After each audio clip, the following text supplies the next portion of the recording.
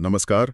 आज हम एक बहुत ही दिलचस्प विषय पर बात करने वाले हैं। हाँ। आवर्त सारणी, पीरियोडिक टेबल। हाँ। हम सबने स्कूल में देखी है, रटी भी है। हाँ, बिल्कुल। पर आज हम उसे डॉक्टर चिन्मय पाल के एक लेख के जरिए एक बिल्कुल ही अलग नजरिए से देखेंगे, क्वांटम मैकेनिक्स के चश्मे से। सही कहा। मतलब हम सिर्फ ये नहीं देखेंगे कि तत्व कहाँ रखे हैं, बल्कि ये समझने की कोशिश करेंगे कि वो वैसा व्यवहार क्यों करते हैं। हाँ, वो क्यों वाला सवाल। परंपरागत सारणी बताती है कि तत्व परमाणु संख्या और गुणों के आधार पर कैसे सजे हैं, पर क्वांटम वो इसके पीछे का राज खोलता है। बिल्कुल। परंपरागत सारणी ज्यादातर क्या और कहां पर फोकस करती है। क्वांटम मैकेनिक्स हमें उसके मूल क्यों तक ले जाती है।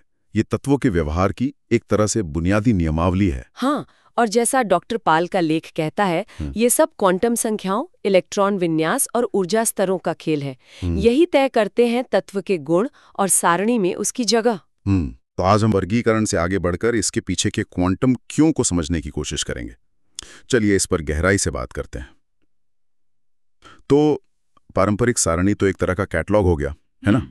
क्वांटम दृष्टिकोण इसे कैसे ज्यादा गहरा बनाता है। हाँ, कैटलॉग से कहीं ज्यादा ये एक भविष्यवाणी करने वाला मॉडल बन जाता है।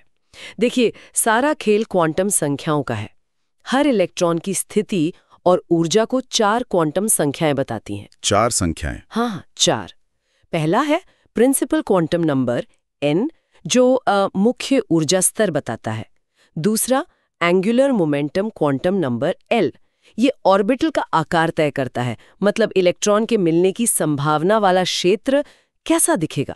अच्छा। तीसरा है मैग्नेटिक क्वांटम नंबर ml, जो बताता है कि वो ऑर्बिटल स्पेस में किस तरफ है, उसका ओरिएंटेशन क्या है। ठीक है। और चौथा है स्पिन क्वांटम नंबर mls, ये इलेक्ट्रॉन का अपना एक इंट्रिंसिक एंगुलर मोमेंटम होता है, जिसे हम अक्सर स्पिन अप या स्पिन डाउन कहते हैं। अच्छा, तो ये 4 नंबर मिलकर हर इलेक्ट्रॉन का पूरा क्वांटम पता और उसकी ऊर्जा तय कर देते हैं। बिल्कुल सही। और इसी आधार पर इलेक्ट्रॉन परमाणु में भरते हैं। एक नियम है ऑफ बाउ सिद्धांत। हाँ, सुना है। इसका मतलब है कि इलेक्ट्रॉन हमेशा सबसे कम उपलब्ध ऊर्जा वाले ऑर्बिटल में पहले जाते हैं। इसी वजह से हमें सारणी में पैटर्न दिखते हैं, जैसे क्यों सभी नोबल गैसेस इतनी स्थिर और अक्रिय होती हैं। उनके बाहरी शेल पूरे भरे होते हैं। हाँ, उनके बाहरी इलेक्ट्रॉनों की क्वांटम स्थिति उन्हें ये गुण देती है। या क्षार धातुएं इतनी रिएक्टिव क्यों होती हैं, उनके बाहरी इलेक्ट्रॉन आसानी से निकल जाते हैं उनकी क्वांटम स्थिति के कारण। और यहीं पर इलेक्ट्रॉन विन्यास का रोल आता है, मतलब इलेक्ट्रॉन अलग अलग शेल्स और सब शेल्स में कैसे बटे हुए हैं। जैसा स्रोत में भी बताया गया है, यही विन्यास परमाणु का आकार, आयनीकरण ऊर्जा, हाँ, इलेक्ट्रॉन निकालने में लगने वाली ऊर्जा, वैद्युतीय ऋणात्मकता मतलब इलेक्ट्रॉन खींचने की ताकत, और चुंबकीय गुण, ये सब तय करता है। बिल्कुल।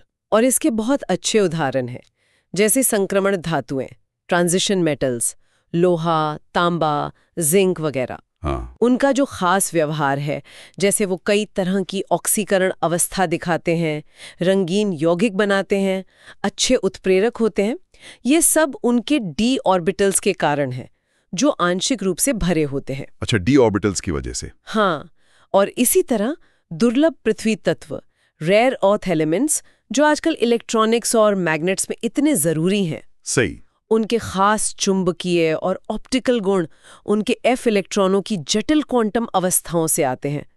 वो f ऑर्बिटल्स का भरना है जो उन्हें ये यूनिक प्रॉपर्टीज देता है। ये तो हुई भारी जटिल ऑर्बिटल्स वाले तत्वों की बात, लेकिन सबसे सरल तत्व हाइड्रोजन, उसका मामला भी तो क्वांटम से ही जुड़ा होगा। स्रोत में भी इसका जिक्र था। हाँ, हाइड्रोजन का केस वाकई दिलचस्प है।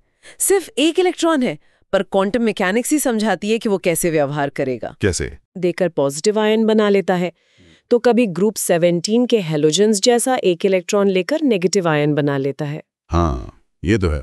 उसकी जगह भी हमेशा बहस का मुद्दा रही है। बिल्कुल।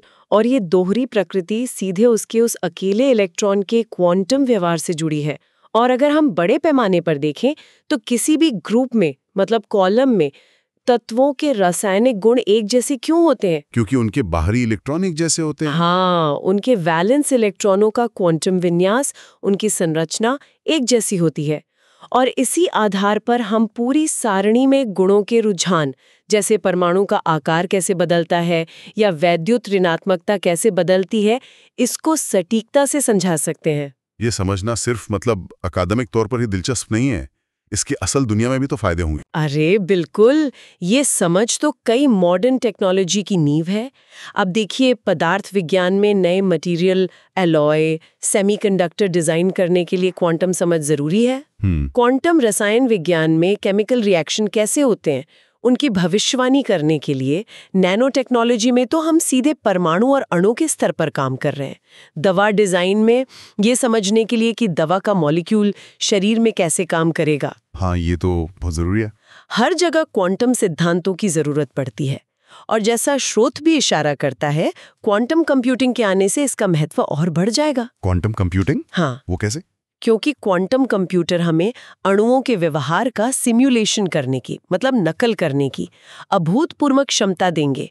हम शायद आज से कहीं ज्यादा सटीकता से भविष्यवाणी कर पाएंगे और बिल्कुल नए तरह के मटेरियल्स और तकनीकें डिजाइन कर पाएंगे। तो कुल मिलाकर ये क्वांटम आवर्त सारणी एक सपाट से दिखने वाले चार्ट को ऊर्जा, संभावना और संरचना की एक गहरी त्रिआयामी कहानी में बदल देती है। हाँ, ये उन अदृश्य क्वांटम नियमों को सामने लाती है जो हमारे आसपास की हर चीज को चला रहे हैं, चाहे वो धातुओं की चमक हो या हमारे शरीर की केमिस्ट्री। बिल्कुल सही कहा। और जैसा डॉक्टर पाल के लेख का निष्कर्ष है, ये क्वांटम समझ भविष्य के लिए भी एक गाइड है। मान लीजिए हम नए सुपर हैवी तत्व खोजते हैं, तो उनके गुण क्या होंगे, ये समझने में ये क्वांटम मॉडल मदद करेगा। हाँ, ये तो है। और यहाँ एक सोचने वाली बात ये रह जाती है, जैसे जैसे हम क्वांटम विज्ञान की और गहराइयों में जाएंगे, शायद नए कण या बल खोजें, तो तत्वों और पदार्थों के बारे में हमारी ये समझ, जो आज हमें इतनी पक्की लगती है, वो और कितनी बदल सकती है। ये वाकई सोचने वाली बात है। भविष्य में क्या कुछ सामने आएगा, कौन जानता है।